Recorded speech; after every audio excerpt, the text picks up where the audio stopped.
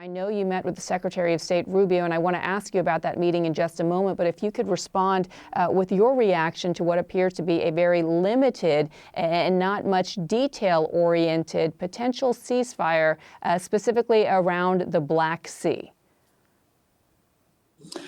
Listen, as you rightly point out, first, thanks for having me. And as you rightly pointed out, there is too little information currently to really know what has been agreed or not, and what are the sort of parameters of a possible deal.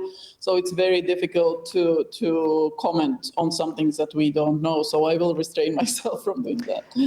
The fact, though, that it would involve U.S. Lifting some sanctions against Russia this early on into these negotiations tells you what, though?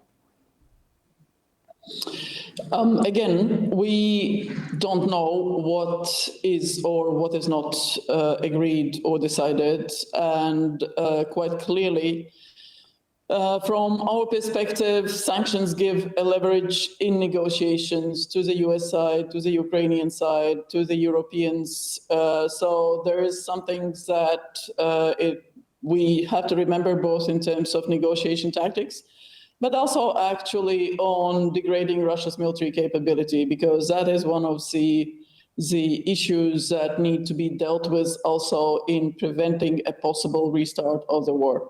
That currently we don't see Russia, we don't see any indication in Russia that they really are going for peace. Seriously, all the instruments of power, whether it's political, religious, military, economics, or anything else, is oriented towards war.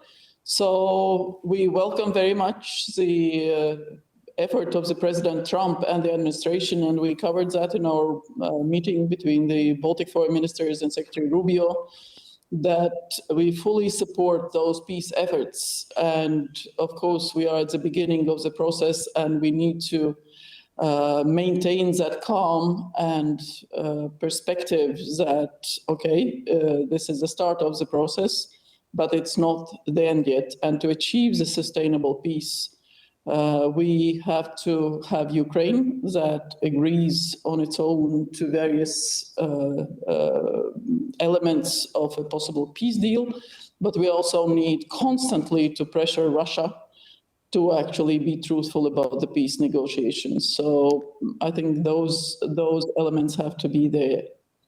You, along with the other Baltic NATO members, know firsthand exactly what it is like to be invaded and forced to be part of a country that you are not part of, obviously having been part of the Soviet Union for so many years and now a member of NATO, and they're on the front lines there, literally, physically. Your proximity to Russia is indeed so close, and you see the expenditure in terms of your GDP and the GDP of the other Baltic nations among the highest of NATO members. I believe you're at 3.5%, and you forecast to even spend up to 5% of GDP on defense in the near future. What were the conversations that you had that you can share with us with Secretary of State Rubio about your concerns as to Russia's longer-term aspirations?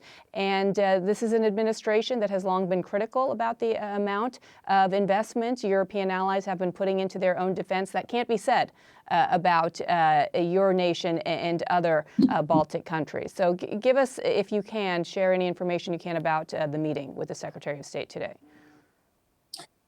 Listen, first of all, the Baltic states are 107-year-old democracies. And yes, out of those 107 years, for 50 years, we were illegally occupied by the Soviet Union. And it was the United States, United Kingdom, and majority of the Western states that never recognized that Soviet occupation is legal. So we continued to de facto exist, and the euro continued working. Also, our embassies continued working here in Washington and London and other places. So it was that non-recognition of occupation policy, or Samuel Wales doctrine, that actually did provide also the legal basis for regaining independence in 1990. So today, the meeting with Secretary Rubio was quite excellent. There is no other word for that. As he said, as we agreed, we are perfect allies. We don't have any bilateral issues. We don't have any type of problems in our relationship that need solving.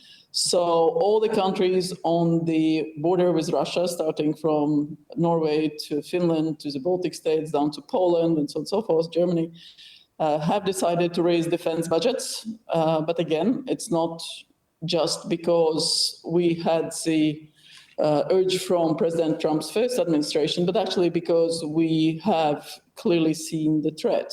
Russia is a threat to the whole Euro-Atlantic security. It has the capabilities, the intent, but also it decided to attack a country in Europe. So we take our defense and security seriously, and we did thank President Trump and Secretary Rubio very much for their support to the Baltic states, for their clear commitment to NATO, for their clear commitment also to urge those who are not investing in defense as much as would be needed